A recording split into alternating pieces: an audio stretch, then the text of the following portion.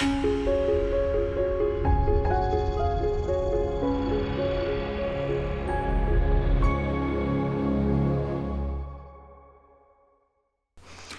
everybody, we are interrupting how to become a rainmaker with this very important announcement. Say a jeweler contacted me in California and wanted me to talk about today's subject. And I love doing this. And the funnest thing about doing this is that when you contact me about something that you need training on in your store, I get emails from everybody else that said, "Thank you so much for talking about that. That was awesome." So I assume it's from the gods and from the heavens that whenever somebody contacts me and they need something talked about, that everybody needs it talked about. So we're just going to interrupt how to become a rainmaker. Besides, I left the book at home, so I can't go on without that anyway. So today, let's talk about coming into the sale. Now, I know this is all going to seem very obvious and very elementary for a lot of you, but it's like church. We need to hear the message again. And sometimes we need to be refreshed. And sometimes we need to hear from a different perspective, okay? So what I'm talking about today is coming into a sale in a situation where we have a sales turnover, or we're doing team selling, or we're taking over from the original salesperson for one reason or another. Maybe they're not there that day. Maybe they're sick. And then finally, taking over for a person where it's not your department, okay? Some of our stores have Pandora people that work strictly in the Pandora department. And so we need somebody to take over if for some reason they're behind the diamond counter and we have diamond people. So this is all about those situations and any other situations that you can think of in which salesperson A needs to be replaced or added to with salesperson B. Okay? Now, the biggest key here is that we all remember these rules.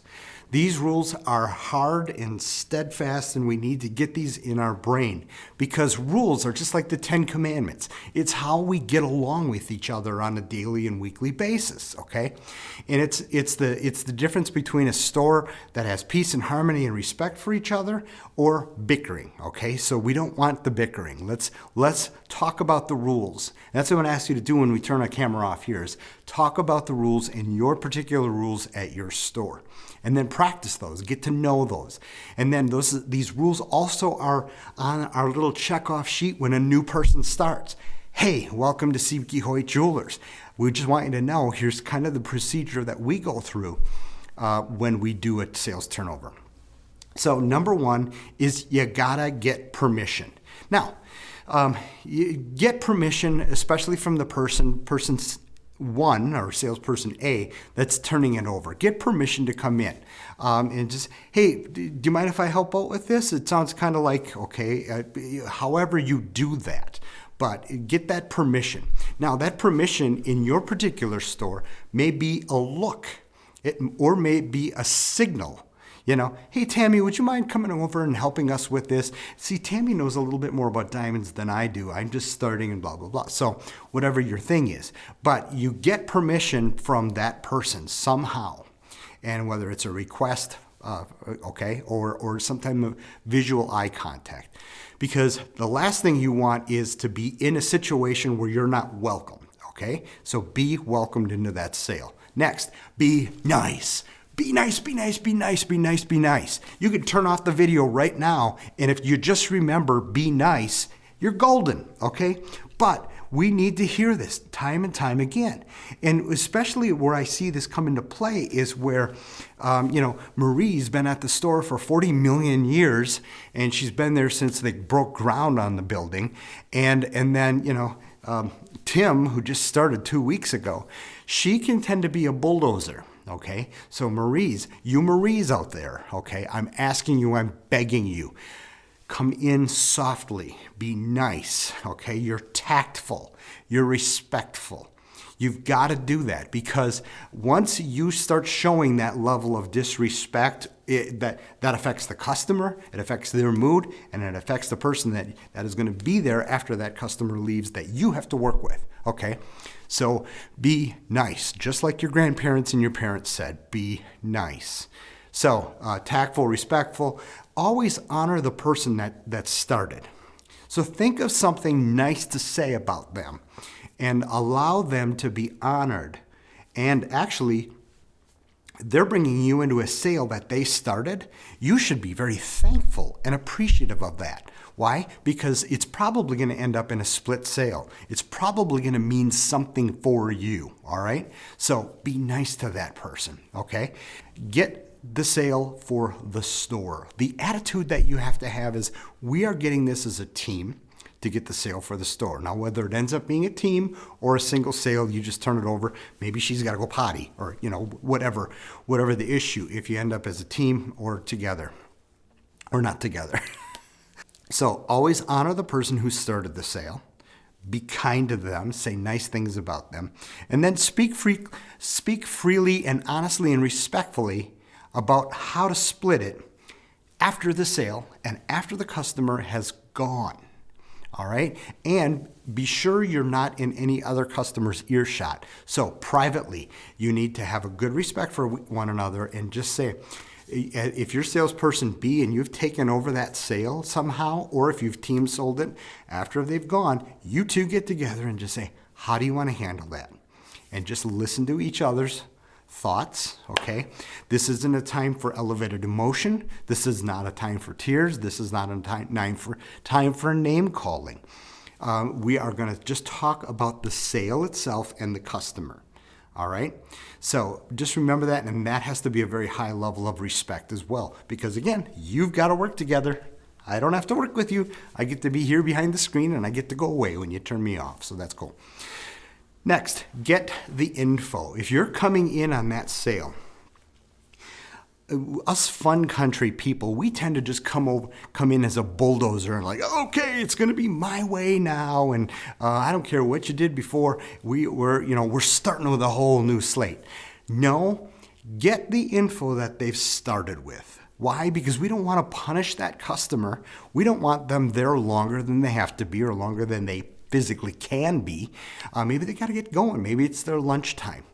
So get that information. Now, that information may be right here with salesperson A, who transfers it, and then they turn the story over to the customer. So you're getting information that way. And please be writing this down on your clienteling sheets. And if you don't have one, email me. I'm going to send you a really nice example of a great clienteling sheet, okay? So you're taking notes, you're getting the information from the customer. We're not starting from scratch. We're not starting all anew because, again, we want to respect that customer and their time. And not only that, you, salesperson B, the comer into the salesperson, you need to be respectful of what has happened so far. Even if it's just been not much, okay? Just be respectful of that. I'm belaboring that, but it's all very important. And notice I keep saying respect, because that's how this whole process needs to be tactfully handled. All right. Now, that information may have to come from the edge or whatever software you're using. So be sure you have a good system in there, a good system of follow-up, a good system of information.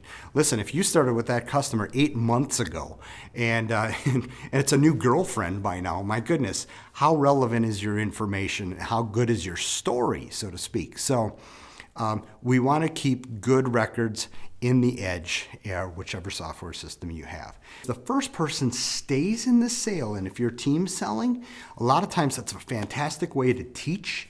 It's a fantastic way to pass on your age-old wisdom in the jewelry business, salesperson B.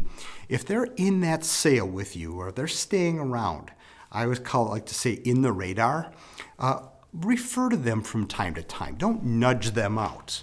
Okay, don't block them out. Keep them involved in the salesperson. Ask their opinion of some things. Okay, just keep them engaged in that sale. It shows a level of respect. And then, of course, the team sell is going to elevate your chances of closing that sale as well. Even if they're just there to learn. Customers are happy to do that. They're happy to respect. Yeah. Now, if they don't like you for some reason and you turn the sale over because of something that you've got to leave or something, fine, whatever. But you know what? Salesperson B, still refer to them from time to time, okay? Give them that honor. Now, and then finally, remember, salesperson B, the reason that this sale might have gotten turned over to you is because the salesperson A just was not gelling with that customer, right? And they're not gelling because of, watch sales trainings number 222 and 223, speak their language. Okay? If salesperson A is a fun country person and we have a detailed engineer on the other side of the counter, well, salesperson B, you better have been brought into that sale because you can now address that customer in their language. You can slow down the hype. You don't have to use words like, let's get her done and things like that. You're going to use words now of respecting the process. And I really respect how much information you've gotten. Words like that speak to the perfect country person. So, again, go back to 222 and 223 about speak their language. But that's all about coming into a sale. And I can't stress enough B under number 2 as be nice. You've got to be nice, okay? If you're nice, all of these other things just fall into place, okay? So next week, back to how to become a rainmaker. Now go and discuss your rules for bringing somebody into the sale.